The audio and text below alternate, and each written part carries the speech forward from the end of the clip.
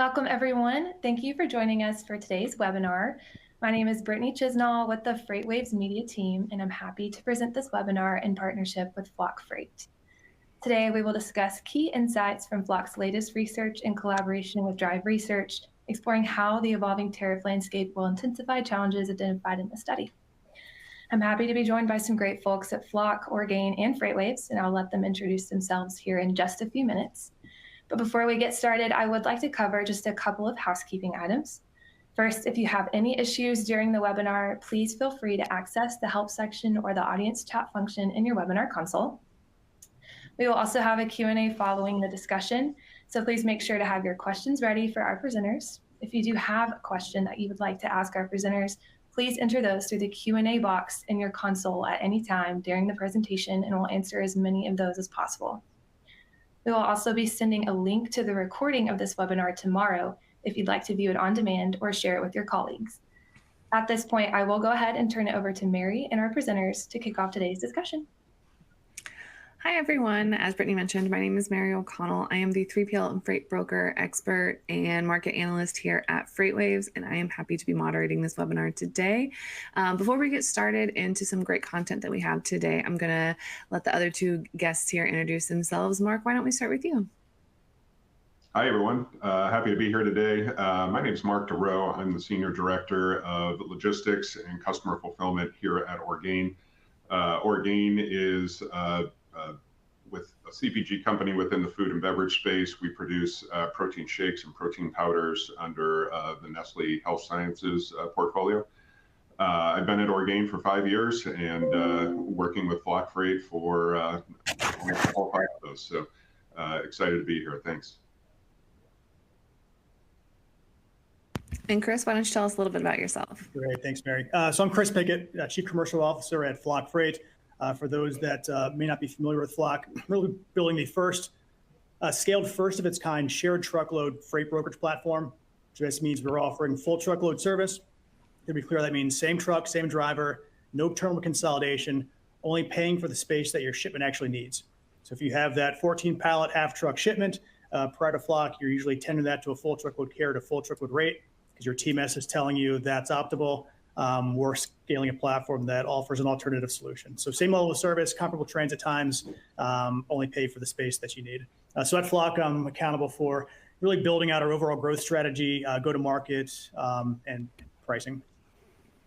I like that. I have attempted shared truckload on my own, but you guys have really taken it to the next level and made it something that you can do at a scale that's really successful. And I guess, and to be clear, it's, we don't pretend to have invented the idea of taking small shipments and creating multi-stop shipments. Laura does.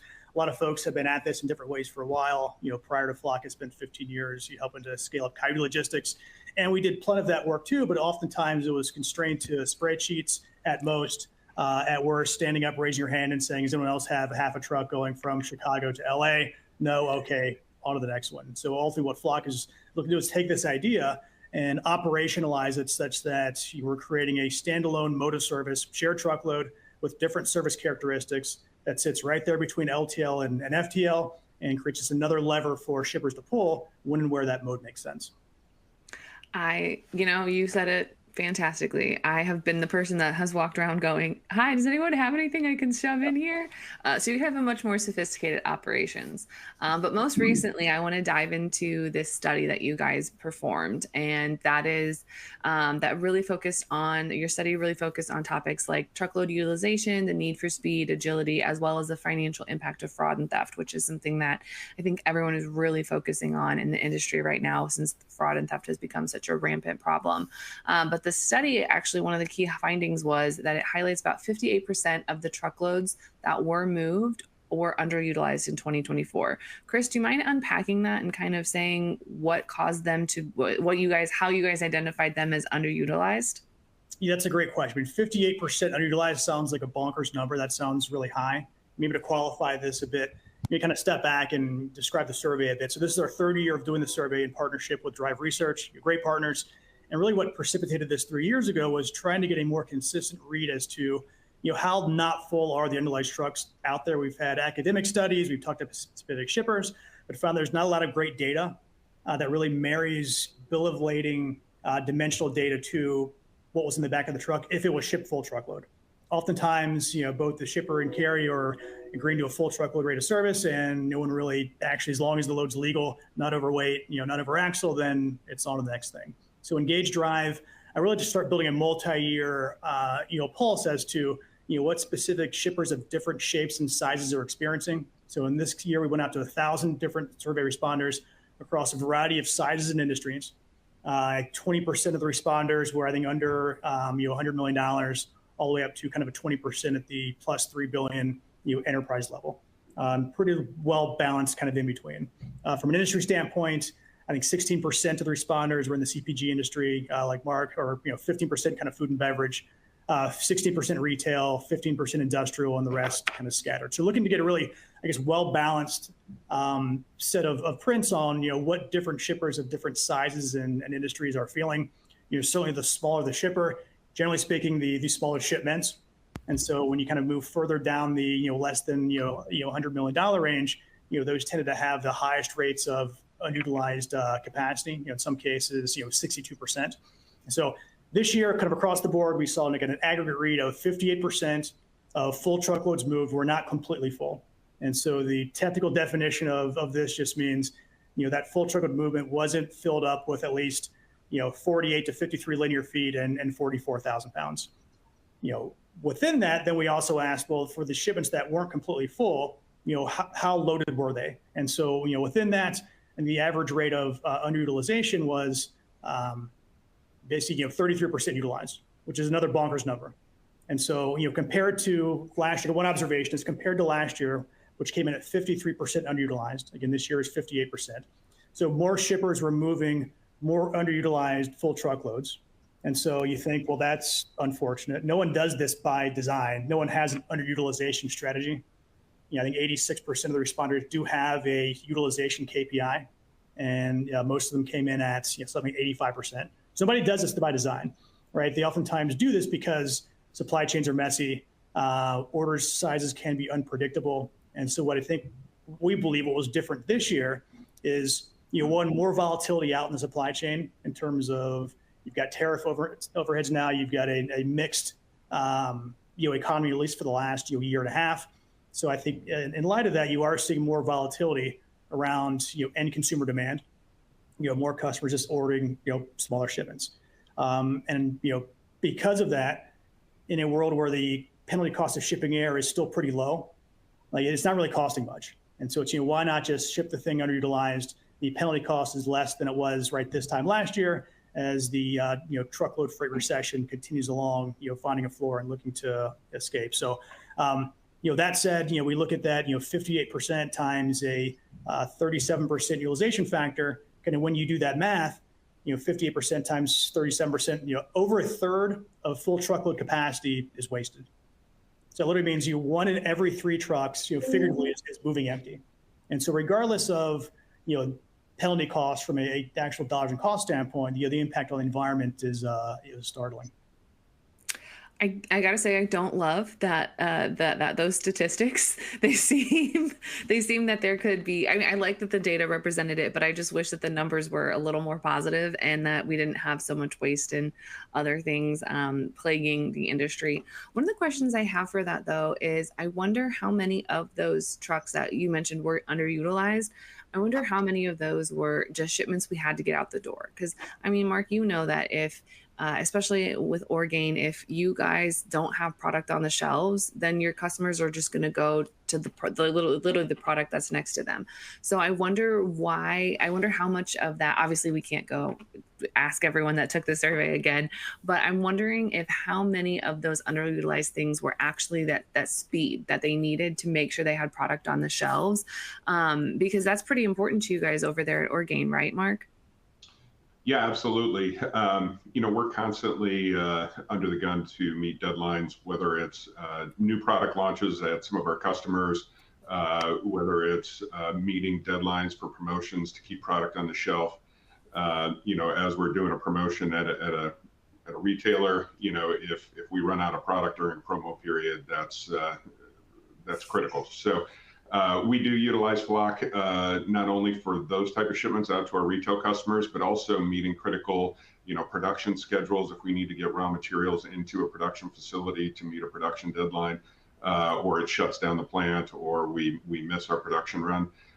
So being more time definite than an LTL service, and that kind of speed to market and dependability is really where Flock Freight fits into our network as kind of that alternative to either shipping a 53-foot dry van with 5 pallets on it, or shipping LTL and just hoping it gets there and isn't damaged.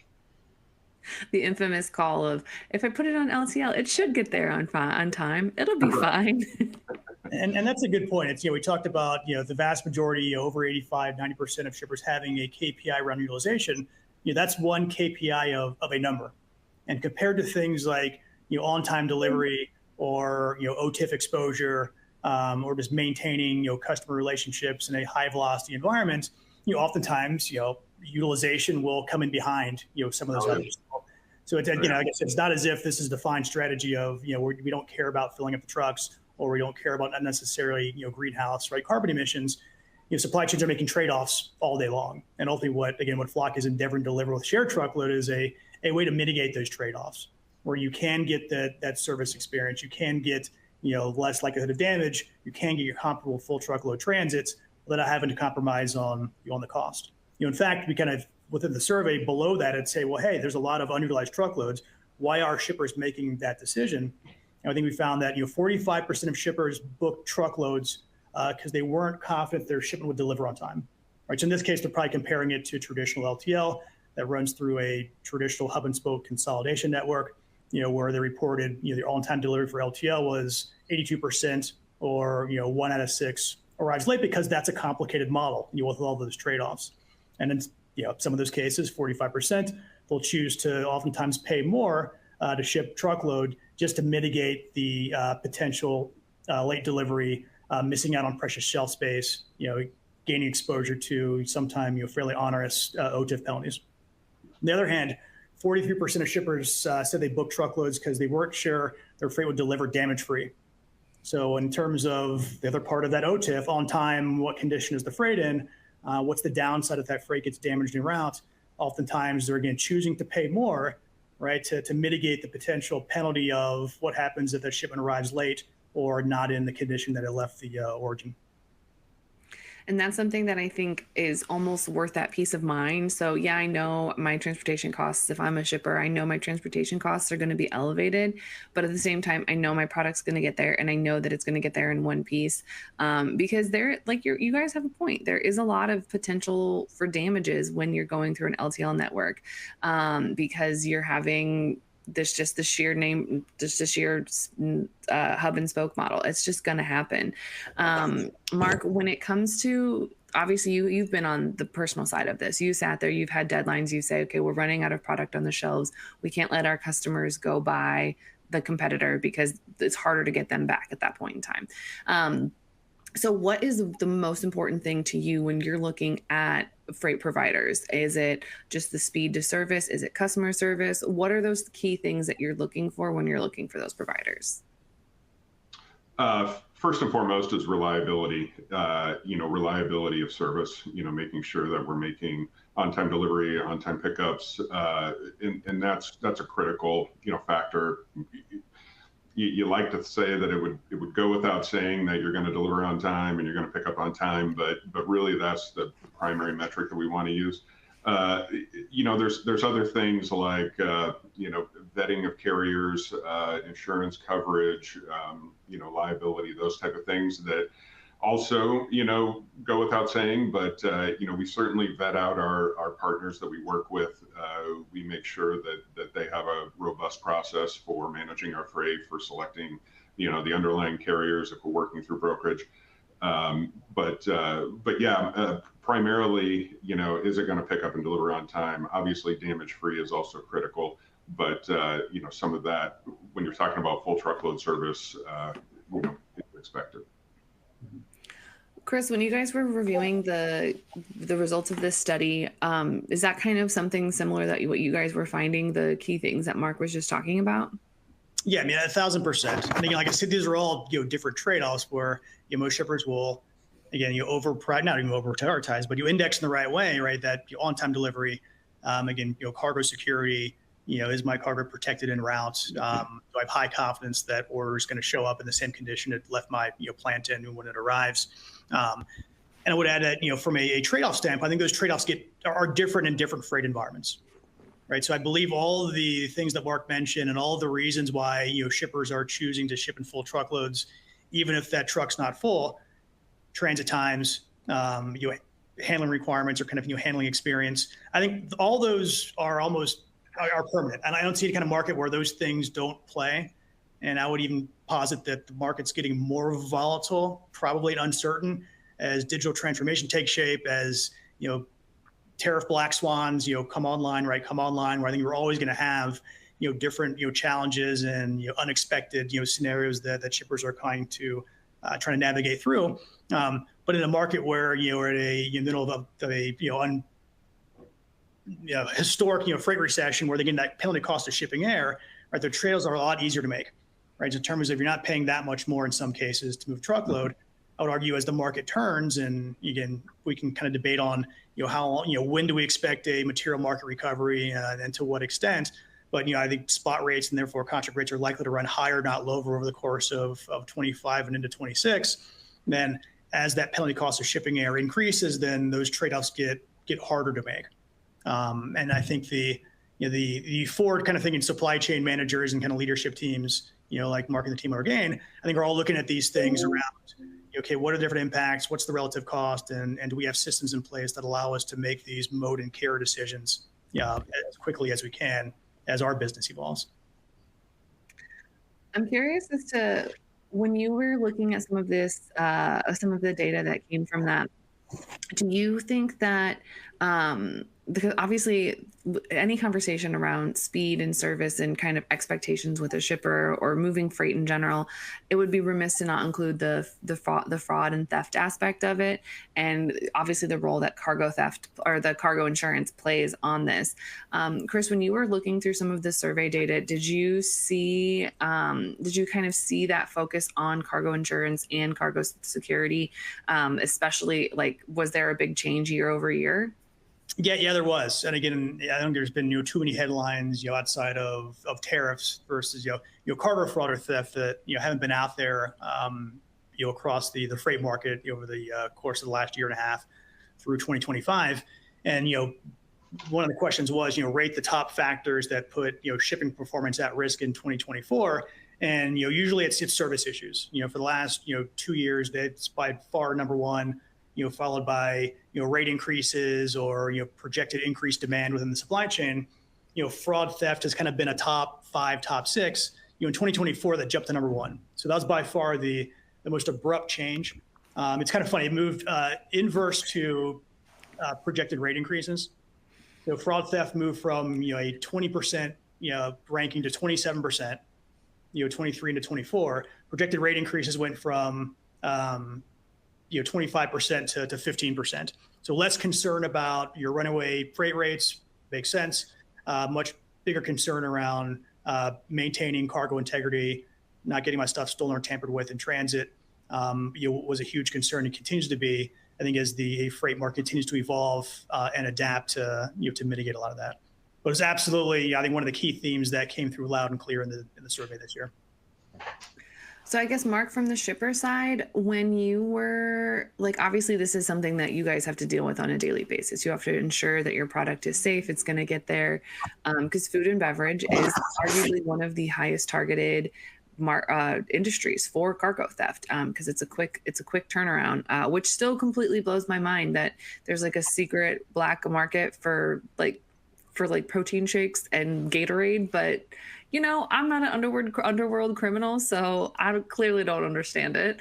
But how have you guys at Orgain really kind of see these changes over the last 5 years? And then what are some of those things that you guys are really proud of that you've done to really combat and protect your own goods? Right. The, cargo theft, I've been in logistics, on and off my whole career, and have never seen cargo theft be as front and center as it has post-pandemic. I remember that first call I got when we couldn't find a truck, or a truck went off the grid, and all of a sudden you're like, what? An entire truckload of product is missing. And you're right, Mary. It's shocking to know that these people can steal a 53-foot truck and then somehow resell the product. But we've definitely been impacted by cargo theft over the last few years. A couple years ago, it started, and we didn't quite know how to react to it. But we've learned through the years, different ways to mitigate. We've worked really hard with our 3PL warehouses, other shipping locations, to make sure we're vetting out the carriers, especially during the driver check-in process, and putting a protocol in place with our partner carriers and brokers, who in turn are vetting the carriers and vetting the driver during the dispatch process, making sure they're communicating to the shipper that, here's the name of the driver that's coming in to pick this up. This is the truck he's driving. This is the carrier's name that's on the side of the truck. All these things need to be checked off and matched up before, the load is released. And even then, the criminals continue to evolve and change, and now the big issue is cybersecurity, hacking emails, getting load information by intercepting, emails and communications, which is, that's a different level of cargo theft than anything that we experienced, 5+ years ago. So definitely staying on our toes, trying to evolve with the changing landscape, trying to stay at least, one step ahead of the criminals to try to, keep things secure and locked down. But definitely a big threat in our industry. We've collaborated with not only our partners within our network, but also our parent company, Nestle, and other business units within Nestle, to share best practices and how we can combat this together. Unfortunately, it does feel like, especially with cargo theft, it feels like you're chasing a ghost almost, because by the time you figure something out, you're just you're chasing a ghost, and then the tactics change, and what you think you had just figured out, it has morphed into something else completely. And it's I almost want to say it's like defeating, because you're like, oh, we just figured this out, but now we're like up against this new opponent, and it's just never ending. And it can be defeating and exhausting. Chris, have you guys seen similar effects on your side of things? Because obviously you have customers in all industries, so you really have to, be careful if you're pairing a high target industry with an industry that maybe isn't as well wanted by criminals. Yeah, I mean, it's absolutely a never-ending battle, for sure. And Marc talked through, he's not alone. From a survey standpoint, we found that 1.1% of total shipments were reported to be impacted by fraud or theft last year, and the leading categories are the ones you'd expect. The higher value density, or the easily resold or fensible out in the gray market. It's electronics, food and beverage, and retail being targeted the most. The average annual loss from a COGS standpoint came to $3.1 million on goods lost. Obviously, that number gets bigger the further you move up the chain from a company size standpoint. So it's absolutely been an industry-wide issue. I think we've seen a lot of positive developments over the same time around service providers working together, new technology solutions and platforms coming online to help validate things like identity. We're even employing more modern digital security folks that come out of the fintech industry to help identify digital signals that help us preemptively identify potential bad actors and watch those transactions closer, or deal with those counterparties maybe a different way, which absolutely helps. You're seeing a broader response now, I believe, in national law enforcement. Oftentimes, if there was an issue, state law enforcement, there's little they can do. FBI, not much they've been willing to do in the past. So it has been super frustrating just finding the right channels to pursue a remedy. Just this week, I think FreightWaves reported it, and CNBC as well, as you finally busted one of these rings operating out of Southern California, that I believe they tied $83 million of stolen cargo to this single ring. So the bad guys and gals are getting smarter. They're getting more sophisticated, but I believe that the industry is really starting to come together to achieve better outcomes. In terms of what Flock has seen, you think about our operating model and kind of how we've evolved. When we were born in Southern California, we grew out of Southern California. We have capacity everywhere now, but I would argue we've got a pretty strong, dense capacity network out of California. Where's the epicenter of cargo theft? It's Southern Cal. The nature of what shared truckload offers, right? Pay for the space that you use, still get truckload cargo security and transit time. Who likes that? High value density product likes that. Consumer likes things you don't want a full truckload moving right in transit. So that makes us, somewhat uniquely vulnerable. And the fact that we are digitally native. And so while we absolutely have, hundreds of motivated, energetic, super talented flockers that are out there and navigating our platform, we employ a lot of digital tools to make it easier to connect with vetted flock carriers to surface loads that we believe create the best outcomes for them. So as a result, what's been potentially one of the leading causes into the trend, around higher rates of cargo security, it's these digital platforms that again make it easier for anonymous actors to infiltrate either through stolen credentials or other nefarious means to impersonate another otherwise valid carrier and get access to freight they shouldn't get access to and disappear in the night. And so Flock is taking a lot of measures because we have to, because of those things, to ensure that we know who our counterparties are. We trust our counterparties. We're tracking that freight closely. And as a result, in 2024, our overall cargo loss claims ratio, which includes whether that was tied to theft or an unknown right shortage, was less than 0.01%, so less than 0.1%. And we compare that to what we see with our truckload offerings, it's effectively the same. Share truck is actually slightly lower.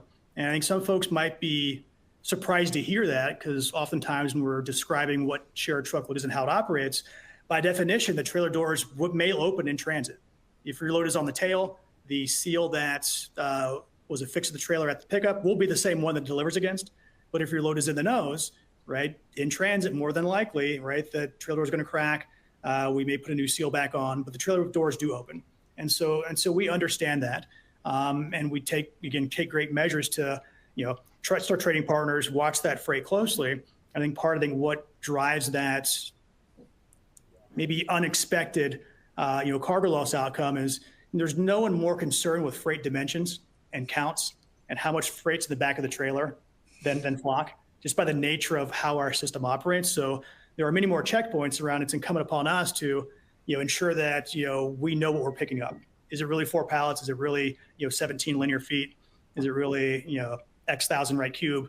And, that's transmitted to the carriers and the drivers that we work with. The more folks are checking and confirming that what was loaded on the trailer was supposed to get loaded on the trailer, what was taken off the trailers was supposed to take off the trailer, in a way that you really don't see in a full truckload operating environment.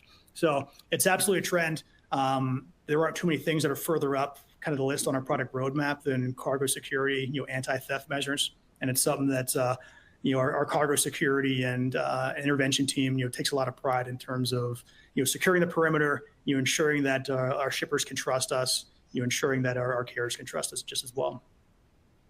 So I guess that you guys really kind of have your hands full over there at Flock Freight, because you're trying to make sure that you have the customers are putting the correct amount of freight on the shipment. No, just, one more pallet because there's space for it. Like, there's not space for that one extra pallet.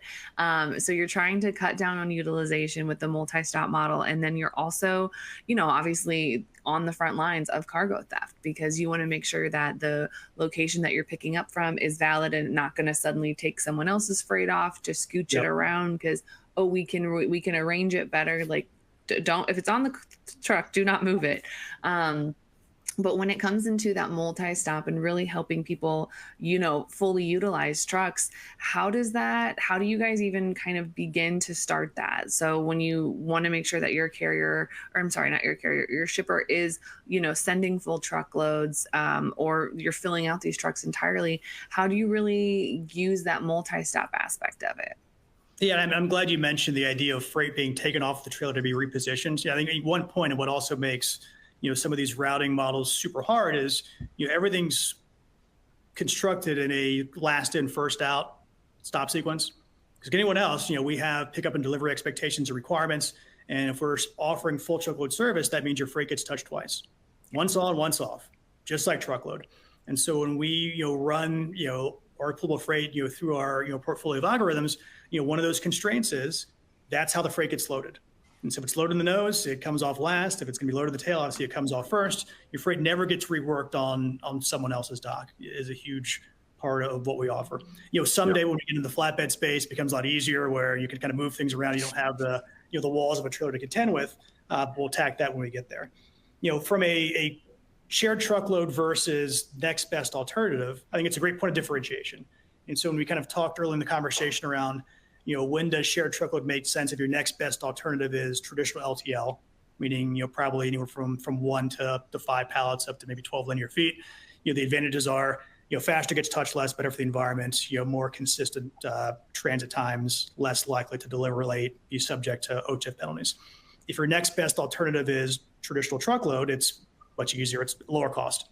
Comparable transit times, lower cost. But the reality is, like in Orgain's business, where if you have shippers that tend to have order sizes that fall into that 5 to 20 pallet range, especially the larger shippers, chances are they're going to have more than one of those shipping out of that same facility on the same day, probably going in the same direction. So naturally, that freight's going to want to pool together. And so in that case, Flock Direct shared truckload, your next best alternative is not LTL or FTL, it's multi-stop truckload. And what we find in those models is that, traditionally, every commercial TMS platform or every kind of manual heuristic in terms of how we would all try to solve for this without a platform is you're going to take your contract full truckload rate from point to destination, all miles at a stop charge, and compare that to what it would cost to ship each of those LTL individually, most likely. Flock has taken just a fundamentally different approach to solving that problem where it's not based on a contract truckload rate. Oftentimes, even if you do combined 2 LTLs, maybe 3 LTLs, those trucks still aren't full. So you're still paying for a full truck that may have underutilized space that could be accessed. And I think the third point is every shipper is always going to be constrained by their own freight. And so the pool of outcomes is always going to be severely curtailed by the combinations you can put together, which is going to be a function of the freight that you have that can be pulled. What Flock has found is if you can open that up to the entire Flock network, again, accounting for commodity exclusions or brand exclusions, with tons of logic around not intermingling food grade with non-food grade, or things that shouldn't ride together for a bunch of great reasons. The models will account for that. If there are certain brands that don't want to play together, for whatever reason, we see less of that. That's certainly something we can account for. But the point is, if we have a much larger solution set, solution space, we find that the configurations, the routings, and the overall cost and service levels end up at a much better place than shippers trying to solve this themselves with a more primitive multi-stop routing algorithm. Where the feedback we get from shippers, I think we asked this in the survey as well, is how do you rate your current multi-stop program? In the vast majority, we're not satisfied for whatever reason. They still do because it's a better experience versus LTL. But the challenges are, how do you handle for uncertain transit times and dwell times? How do you handle hitting delivery appointments that may not be apparent when we try to put those routes together? And so when we kind of compare shared truckload to those multi-stop environments, regardless of how they're trying to solve that problem, I don't think there's been a single scenario where we haven't shown material improvements in terms of how shipping shared truckload could create a much better both cost as well as service experience. Well, because that's kind of half the battle, right? If I'm a shipper, I only have access to my freight and my freight network. And if I have a partner that has access to maybe someone else that has a similar footprint to me, I just don't have access to that freight. But having the resources like you that says, oh, well, we can come in and we're gonna take care of that for you. That's a huge lift that, shippers wouldn't be able to necessarily do on their own, Yeah, I mean, and the challenge is, again, none of this is, it's easy and kind of how I describe it, but it's obviously never that easy. I think the challenge has, usually been, how do we give them that confidence, right? That ensemble, shared truckload solution is going to be the best option at that point in time as they're running it through their own, internal optimization engine to look at all these different scenarios. And so that's where we've had to get creative over time around how do you surface that pricing in a way that when they go through their optimization layer, and most sophisticated managed trans or TMS platforms will have some version of an optimization layer. They're looking at all the options, None of these platforms, were built to support shared truckload natively because it hasn't really existed at scale right until now. And so I think for the shippers that have really kind of leaned in and championed this internally, we've been able to make a lot of progress in, integrating that shared truckload lane as a viable mode option as they're going through that optimization layer that identifies the true lowest cost, highest service solutions, when they're executing. Because anyone who's got a managed trans partner or is running out of OTM or Mercurgate, or any of these will say, hey, multi-stop Flock sounds great, I got it covered. And we'll say, I'm sure you're doing a great job given the tools that you have, but let us take a look. And the ones that are willing to let us kind of collaborate and take a look, have typically been, I think, impressed with what they found. Mark, is that something that you guys have really found? Obviously, you guys are utilizing shared truckload. What kind of extra value and what has that really done for your guys' operations over there at Orgain? Well, Flock Freight really came in and filled a void for us, especially post-pandemic when the LTL carriers started limiting how many pallets they would take on a shipment. It used to be that you could take 10 plus pallets on an LTL shipment and you just called the carrier and asked for a bulk rate or something like that. And you could do that. And then post-pandemic, when everything was going, nuts in 21 and 22, most of the carriers said, oh, we won't take more than a 5 pallet shipment. And, then we have a lot of shipments that are in that, 10 to 20 pallet range or even, 8 to 20 pallet range. That at that point you're like, am I going to book a full 53-foot dry van for 6, 8, 10 pallets? And what Flock allowed us to do is to kind of substitute that underutilized full truckload shipment by cutting our costs in about half to say, hey, we're only going to ship a third of a truckload, but we might pay. You might pay a half of a truckload rate, but that's better than paying the full truckload rate. So they've really fit a void in our network between LTL and FTL, and that's just for our standard shipments. The other thing we utilize Flock Freight for a lot is expedited shipments. If we do have a couple of pallets and LTL transit time is 4 days, we can have a Flock Freight driver pick it up and deliver it in 2 days. And then going back to some of the things Chris said about the cargo being untouched and delivered in the means in which it was loaded. To add to that, the other thing that's really attracted us to using the Flock Freight model, they have different levels of service, and their premium service is called Flock Direct. And the important aspect of that is the same driver that picks it up is also the same driver that delivers it. It's not picking up, it's not being handed off, it's not being transloaded or cross-docked at some facility or in more traditional consolidation models, it goes into a regional warehouse where it waits for other freight to come together. Transit time is extended by days and days. The Flock Direct model, where you have the driver that picks it up is the guy delivering it. It's just a pure multi-stop truck, no touch to the freight. You're getting faster transit time. You're getting more reliable delivery. And then no touch handling, so you're not damaging your product like you would going through multiple LTL terminals. I feel like that's half the battle with expedited freight is that you go and it goes, but then it's not necessarily going to stay on the truck the whole time. So it could maybe switch 3 or 4 times, which is great for the freight getting there. But then that's 3 or 4 more times that something could get lost, something can get left on a dock, or something could happen, or that something with that driver, they take a wrong route and then they end up stuck or delayed on the side of the road, or who knows? There's just so many extra factors that opens yourself up to just an incredible amount of risk, in my opinion.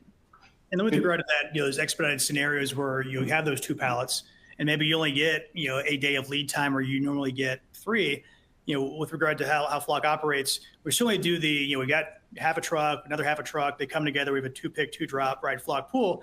That's great. We also have plenty of scenarios now where the next iteration of the tech platform is such that, we may have a truck already in transit with 2 freight bills on it that's suitable to pick up Mark's 2 pallets. That is going to be passing by that facility, the next 6 hours, can grab his 2 pallets, put in the tail, drop it off in transit without disturbing the service expectations of the other 2 shipments in a real-time manner. And so that's really where we believe kind of our vision leads, where it's, if we have more real-time visibility of all the available capacity that's out there, we have a much better job of sourcing not just empty trucks, but available capacity that allows all these supply chains to move faster. We talk about this idea of velocity, and you can move faster with shared truckload or these expedited scenarios because you can postpone, right, some of those configuration or sourcing decisions. If you're not sure where your end demand is going to be, you can postpone different sourcing decisions. And that creates a lot of value if you can make up that time on the delivery end. Another part of, oftentimes if a shipper has that half truck, if they're not willing to, pay to ship air, oftentimes they're going to put that half truckload of order volume back in inventory somewhere, let it sit until you have more freight that shows up that justifies full truckload transit to get the true unit economics. And so ultimately, over that same model, we're saying, you achieve velocity through faster, more reliable transit versus traditional LTL. You also achieve, inventory velocity by not having inventory sit longer than it has to out in a warehouse somewhere, accumulating, holding cost because you're trying to get the better deal from a transportation unit cost standpoint. Yeah, and another example where we use Flock Freight, I mean, certainly the expedited or time definite type of freight is certainly important for us. But additionally, if you have a more complex model, Flock Freight's been able to step in and help us, for example, with Walmart display programs where, we're building, sensitive display pallets that are going to sit on the floor or on an end cap. And, so they're built at our 3PL, and now they have to go out and deliver to, 20 different Walmart DCs all in the same day. And some DCs might be 2 or 3 pallets, some might be 8 or 10 pallets. And so we've actually partnered with Flock Freight to kind of manage that whole process for us, because we don't want to ship any of that product LTL, or it's certain it's going to get damaged. It's going to show up and look horrible when they want to put it on the floor. So what we've done is kind of work with them holistically on the project where, they look at each and every location, how many pallets they need, when they need it, and they're able to coordinate and pick up and deliver all of those display pallets. Again, you're not getting the damage that you would with LTL, and you're getting more time definite delivery because, you have to hit the delivery point across 20 locations all in the same day. Mm-hmm. I think that's a really interesting use for it because, like you said, those display pallets at the end cap, like they're supposed to be pretty. They're supposed to entice your customers to purchase your product, and you don't necessarily want one that's got like the bottom half of it's just got a chunk taken out or it's all caved in, because that's that's not really going to make a customer buy something. If I saw that on an end cap, I don't know that I would go, yeah, let's pick up one of those. I think I'd go, ooh, right. What happened to this? And there's no way to recover. So we do a lot of whether it's promotional runs or end cap displays or things that come on a seasonal basis. It's not just, hey, you're 2 days late or the thing showed up damaged. Sorry, it's that's lost sales, right? That's lost shelf space, which has cost that runs much greater than the actual COGS the shipment. So I think we have time for about one more question before we get to our Q&A. Again, if you have questions for Chris or Marc, go ahead and leave them in the question and answer box and we will get to them. We have some great questions coming in, so I want to make sure we get to everybody's questions. But this is kind of going off of what we've been talking about, and that is that agility and that efficiency. Obviously, that comes tenfold when you take the LTL multi-stop out of the equation. But this is just kind of a piece of advice, if you will, for everyone here. Marc, we'll start with you. How would you recommend building more agility and efficiency into somebody's transportation program?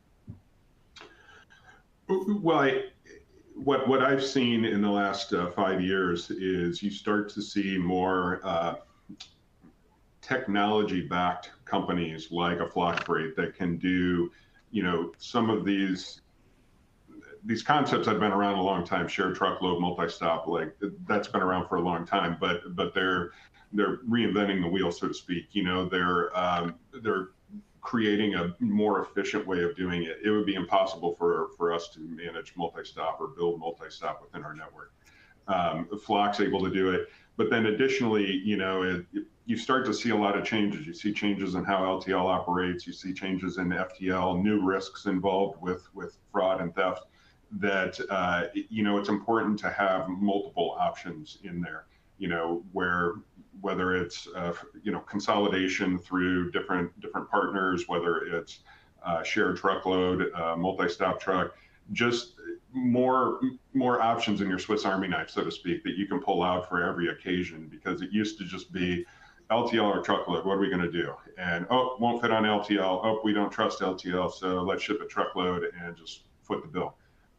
Now there's more options, and frankly, the demands are there from a supply chain manager, from a logistics manager, to keep your costs down, and not just flush money down the toilet by shipping a bunch of mostly empty trucks around the country. I like that Swiss Army knife reference that you have. It's because that's honestly like half the battle of transportation and supply chain is what resources do I have at my disposal that can help me? And those resources that I don't have are the solution that I need. Maybe I can cobble some resources together and hope that it'll work long enough for me to get a long-term solution. Chris, what is your recommendation for those that are looking to build that efficiency and that flexibility and agility in their supply chains? Yeah, and to build on, I think a key word that Marc mentioned, the Swiss Army knife, option, analogy. I think that's spot on. Again, this question is near and dear to my heart. 25 years ago, when I was a grad school student, my thesis was around literally, strategies for maximizing supply chain resilience. And a lot of that research was kicked off by the aftermath of 9/11. So this traumatic event that nobody could have possibly planned for, and the response of governments and supply chains as a result, borders closed, airspace closed, calamity ensues, where suddenly these stretched, globalized, just-in-time, high-efficiency, low-cost supply chains, suddenly started to fail. And a ton of research was done, and you go around and try to identify all these different failure modes and what shippers can do to make themselves more resilient. And it really kind of came down to really two options. One was build redundant inventory, production capacity, basically invest in building buffers. And if the bad thing didn't happen, like insurance, right, that cost is effectively not leveraged, and you're suddenly not as competitive relative to others in your market. If you're not willing to do that, the next best alternative is invest in speed. So if that thing happens, then how do you enable your organization to sense the disruption and respond faster than your competitors?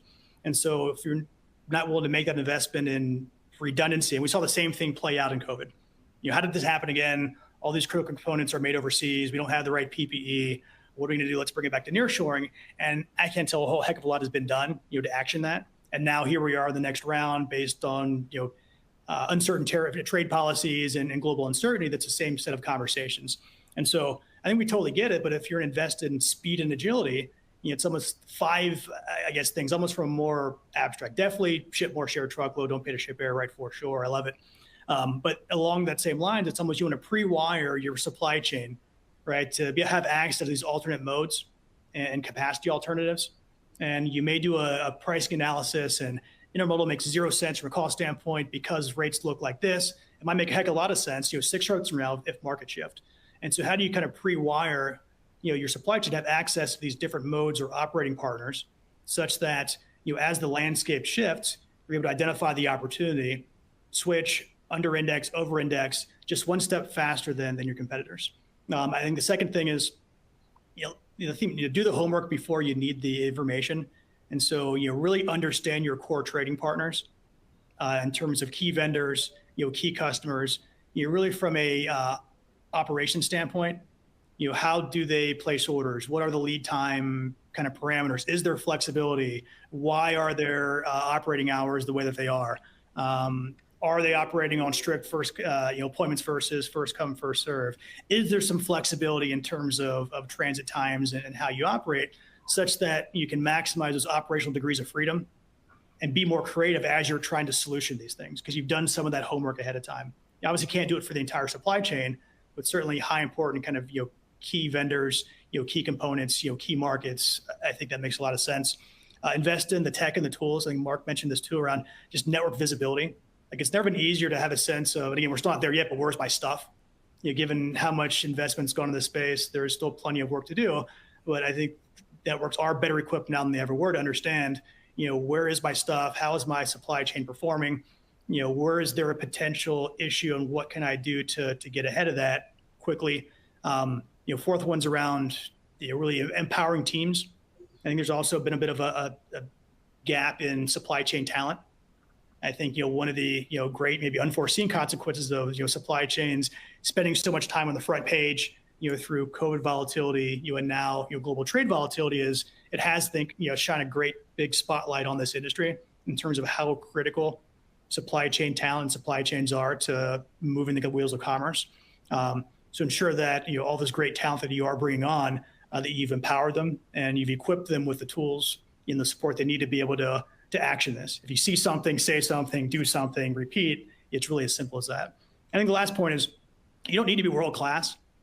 You don't need to outrun, the bear or outswim the shark. You just got to be able to outrun or outswim the person next to you, so to speak. So you just got to be one step ahead of maybe your competitors, such that you can secure that additional capacity. You can secure that alternate, source of a key component before your competitor has a chance to do likewise.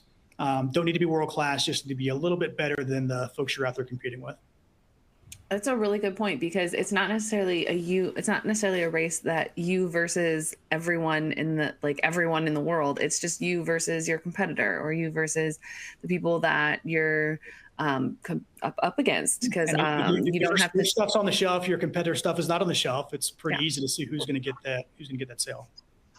Exactly. That brings us to the Q&A portion of today. So if anyone has any extra questions, go ahead and throw it into the Q&A box. We have some great questions lined up. So I'm going to dive right in. Chris, this one's for you. How does shared truckload work? Let me restart that. How does shared truckload work when all shipments have an appointment? The vast majority of shipments that Flock is organized around has an appointment. And so in terms of how we go to market, we're going to give you a rate that's based on what percent of the truck that we think you need, the likelihood of that truck pooling. You're going to compare that rate to your next best alternative, and you're going to see that this makes sense or it doesn't make sense. And like a lot of other, full truckload, process flows, it's either you're going to send us that load pre-appointed, or we're going to make the appointment on both sides. And so just like in a full truckload environment, at least the way that we do it at Flock and plenty of other places, you can't really go out and look to match a truck until you have confirmed appointments. In this case, it's even more important. We can't send these into our solvers and our configuration engines to pool until we know what the constraints are. And so from a shipper's perspective, our best endeavor is to meet them where they're at. You don't have to compromise. Right now, it's the vast majority of what we do is live. So we do a little bit of drop trailer, not a ton, but we'll get there eventually. And so when we have these live appointments, those become constraints. And so those will all go into the solver, and our solver is going to look to identify what's the best configuration of all the freight that can be pulled together, get all of these constraints, one of which, maybe the most important one, is pickup and delivery requirements. And so that gets accounted for. Transit time gets accounted for. We're assuming, for the most part, normal truckload transit, 550-ish miles in a day.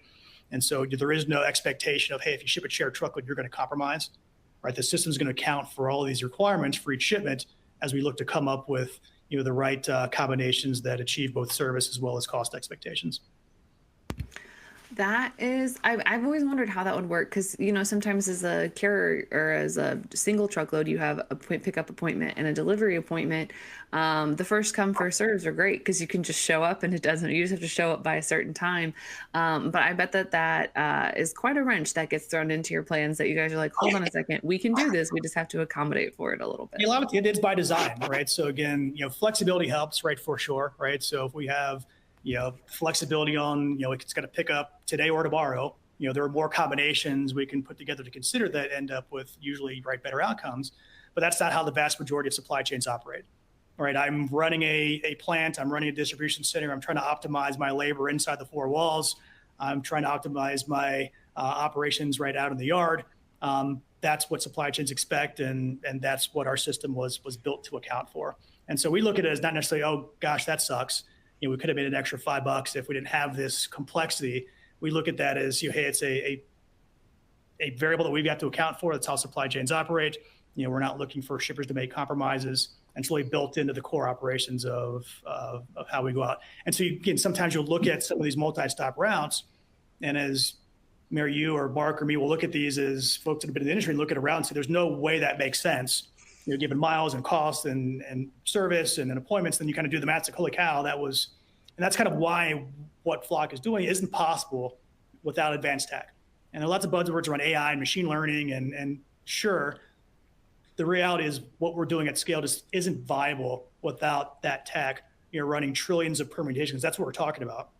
It's all permutation math. So if we have 1,000 shipments that can be put together, there's 120 trillion potential permutations in terms of how that freight could be pooled. And what our platform does is very efficiently sift through all the solutions that don't make sense for a million different reasons, identify the ones that are viable, and then home in on the ones that create the best outcomes.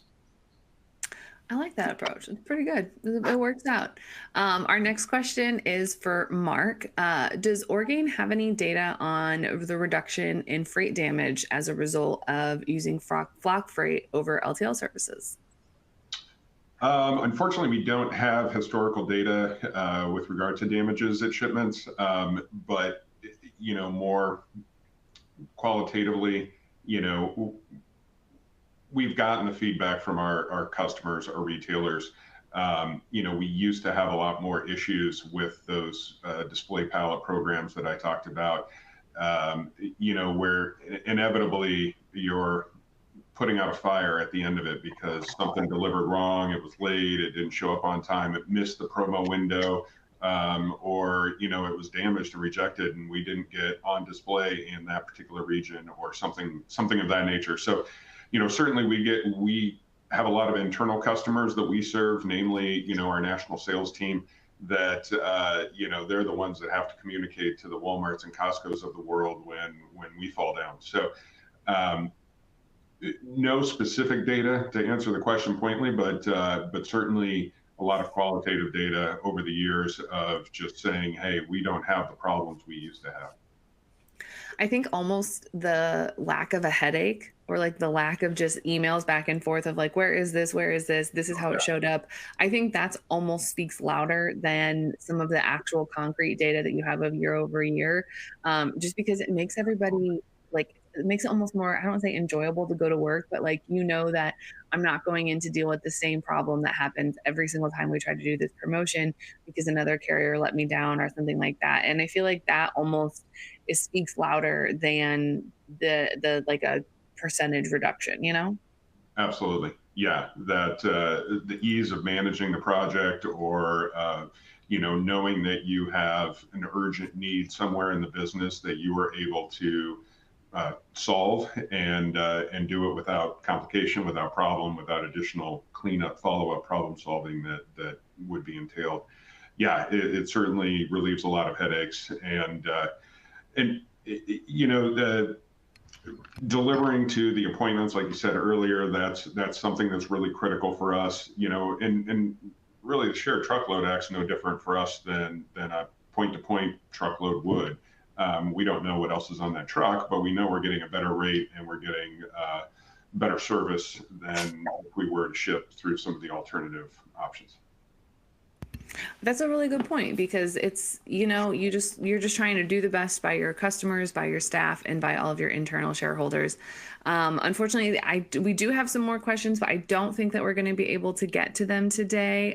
We are running out of time. So that being said, thank you guys so much. Marc and Chris, if people have questions or they want to reach out to you after this, where can they find you outside the show? Marc, we'll start with you. Yeah, feel free to reach out to me through LinkedIn. I am on there and connected with Chris, so I'm sure together we could collaborate on any answers you need. And then Chris, where can people find you after this? Same LinkedIn, Chris Pickett, not hard to find. My direct email address is also chris@flockfreight.com. Interested in more information on Flock, www.flockfreight.com. Any questions, and I see one from John Neondale specifically around a consolidation question. Reach out directly. It's definitely a question I want to ask or answer, but I may need about 45 seconds to do it. So other questions on the list, don't hesitate, reach out, chris@flockfreight.com. Awesome. Thank you guys so much for joining us today. And thank you everyone for tuning in. And for that, I'll hand it back over to Brittany to close us out today. Thanks, guys. Like Mary said, that is all the time we have for today. Thank you to everyone again for taking the time to listen in. And a huge thank you to Chris, Marc, and Mary for sharing all these great insights with us today. As a reminder, the recording of this webinar will be sent to everyone tomorrow via the email that you used to register with. We hope you guys will join us again next time. Thank you so much. Awesome. Thank you.